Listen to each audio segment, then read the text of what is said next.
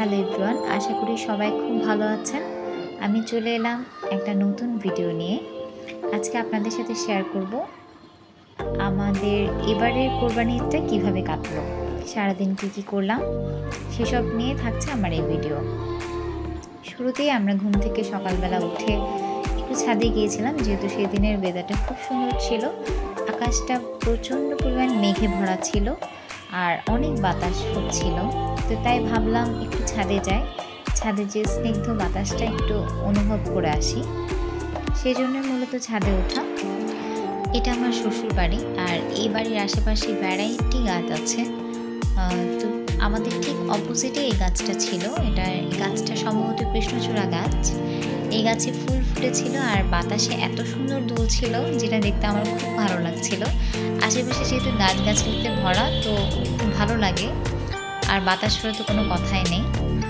তো একটু থাকার পরে ভাবলাম এবার বাসায় যাই। বাসায় যেয়ে দেখি মা, মানে আমার শাশুড়ি মা, উনি সেমাই রান্না করেছে দুই ধরনের। একটা হচ্ছে দুধ দিয়ে একটু হালকা ভেজা ভেজা ছিল, আর একটা একদমই শুকনো। এখন চলে যাব আমরা মূল রান্নায়। এখন রান্না হবে হচ্ছে মাংস আইটেমটা। তো সেই আইটেমটা আমার হাজব্যান্ডই রান্না করবে। তো আমার শাশুড়ি হেল্প করছিল আমাদেরকে চুলাটা ধরিয়ে দেওয়ার জন্য। তো আমার হাজব্যান্ড প্রথমে একটা কড়াই নিয়েছে, সেখানে মানে আলু ভাজার জন্য যতটুকু তেল প্রয়োজন সে অনুযায়ী তেল দিয়ে নিয়েছে। এবার কেটে ধুয়ে রাখা আলুগুলো সে দিয়ে দিচ্ছে।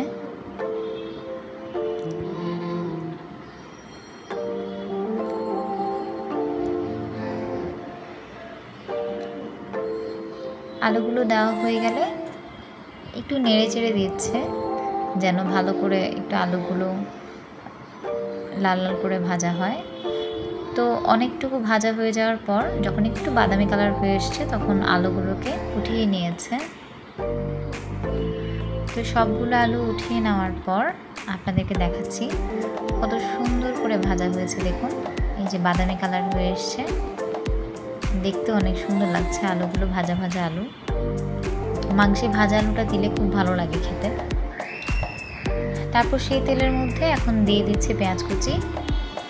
পেঁয়াজ কুচিটা একটু হালকা একটু নেড়ে চেড়ে সেখানে এখন অ্যাড করা হবে পেঁয়াজ বাটা, আদা রসুন বাটা,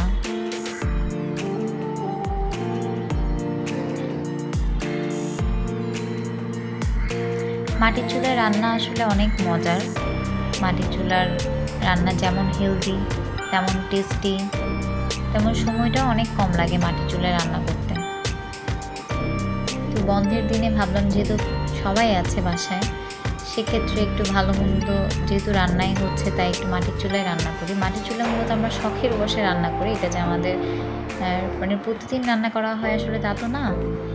শখ করে যখন সবাই বাসায় থাকে, একটু শখ করে আমরা সবাই রান্না করি মাটির চুলায়।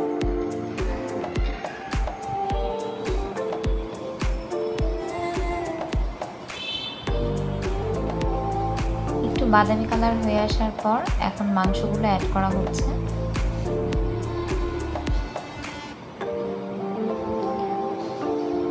মাংসগুলো ভালো করে নেড়ে চেড়ে এবার অপেক্ষা করব মাংস থেকে যতক্ষণ না পানি ছাড়ে।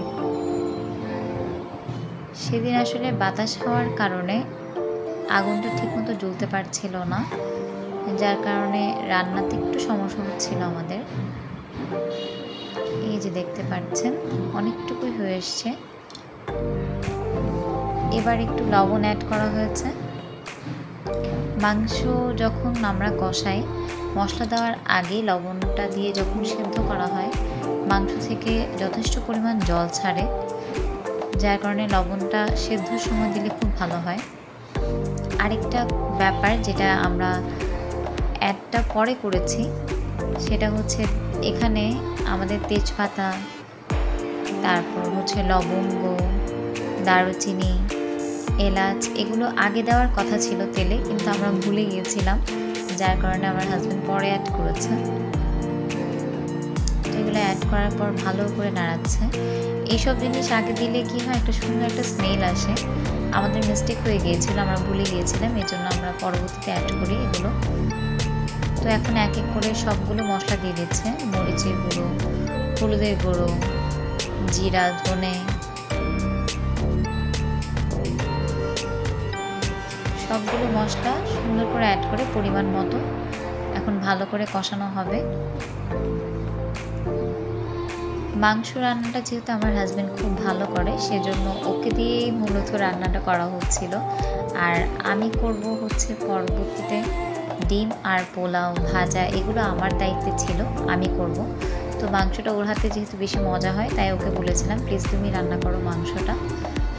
আর আমাদের সবার খুব ভালো লাগে ওর হাতে মাংসটা খেতে, ওর মাংস রান্নাটা খুবই মজার। এই যে দেখতেই পাচ্ছেন মাংসটা কষানো হচ্ছে, স্মেলটা খুব সুন্দর আসছিল তখন। এবার আমাদের আগে ভেজে রাখা আলুগুলো এখানে এক এক করে সবগুলো দিয়ে দিচ্ছে। এবার আলু দিয়ে ভালো করে সুন্দর মতো একটু কষানো হবে আরও কিছুক্ষণ। আমি মূলত একটু ভিডিও করছিলাম, ভাবলাম আপনাদের সাথে একটু শেয়ার করব, সে কারণে আমার ভিডিও করা। ও রান্না করছিল আর আমি বসে বসে ভিডিও করছিলাম।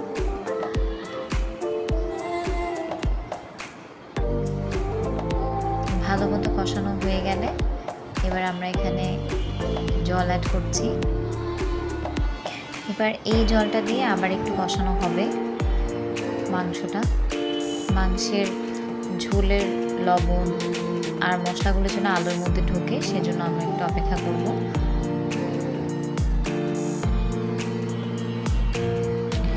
মাটির চুলায় রান্না অনেক মজা, আপনারা চাইলে একবার ট্রাই করে দেখতে পারেন। মাটির চুলার খাবারটা একটা ডিফারেন্ট টেস্ট পাওয়া যায়।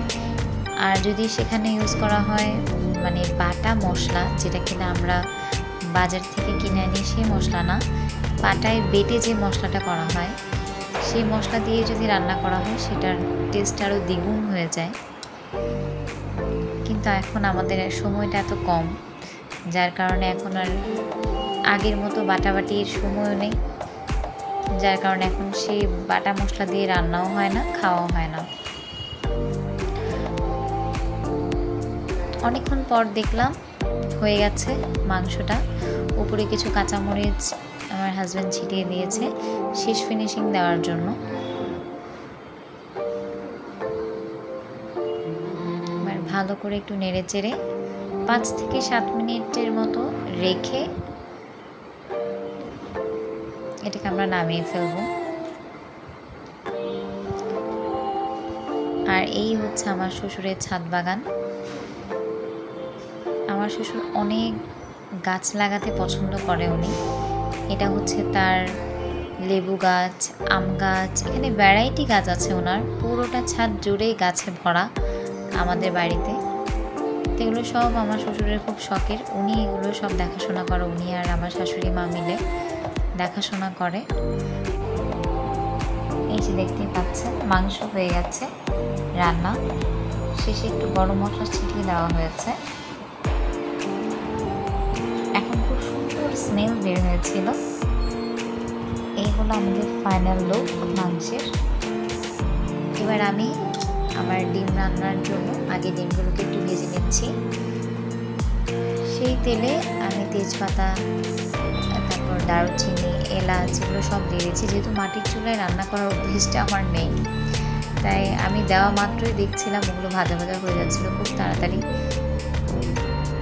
পরে আমি আরেকটু অ্যাড করেছি পেঁয়াজ কুচি, সাথে আদা বাটা, পেঁয়াজ বাটা আর হচ্ছে রসুন বাটা অ্যাড করেছি। এগুলো এখন একটু নেড়ে চেড়ে নিচ্ছি।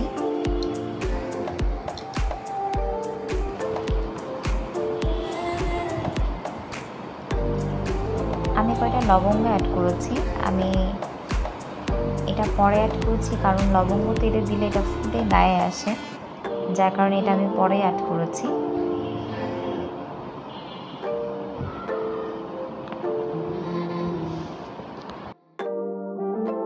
এক এক করে এখন সবগুলো মশলা দিয়ে দেব।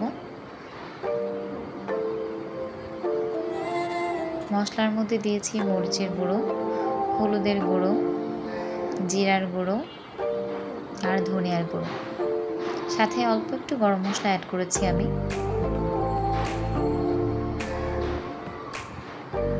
আর এই ভিডিওটা আমার হাজবেন্ড আমাকে হেল্প করেছে।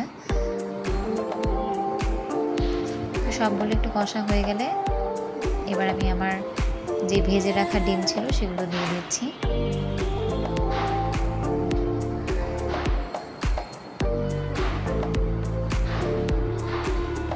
ডিমগুলো ভেজে রাখা বাটিতে আমি জল নিয়ে জলটা অ্যাড করলাম।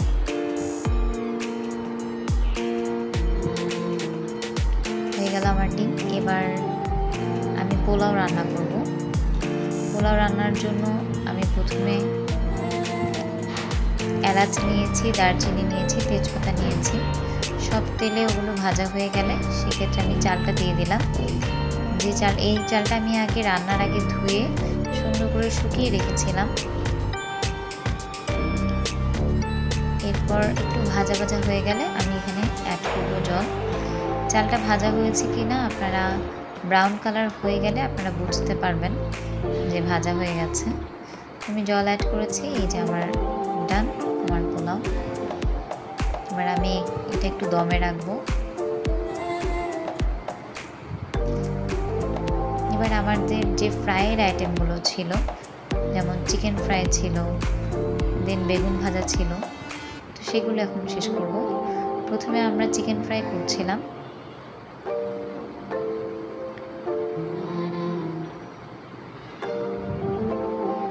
চিকেন ফ্রাইটা 2 দিন আগেই ম্যারিনেট করা ছিল ফ্রিজে। আমরা আগেই এটাকে সুন্দর মতো সবগুলো মশলা, আদা বাটা, রসুন বাটা, পেঁয়াজ বাটা, তারপর হলুদের গুঁড়ো, মরিচের গুঁড়ো, ধনিয়া, জিরা, গরম যা যা লাগে সব কিছু দিয়ে আমরা একটু মাখিয়ে রেখেছিলাম ফ্রিজে, যার কারণে এটা ভাজাটা খুবই মজা হয়েছিল খেতে। আর স্মেলটা এত সুন্দর এসছে।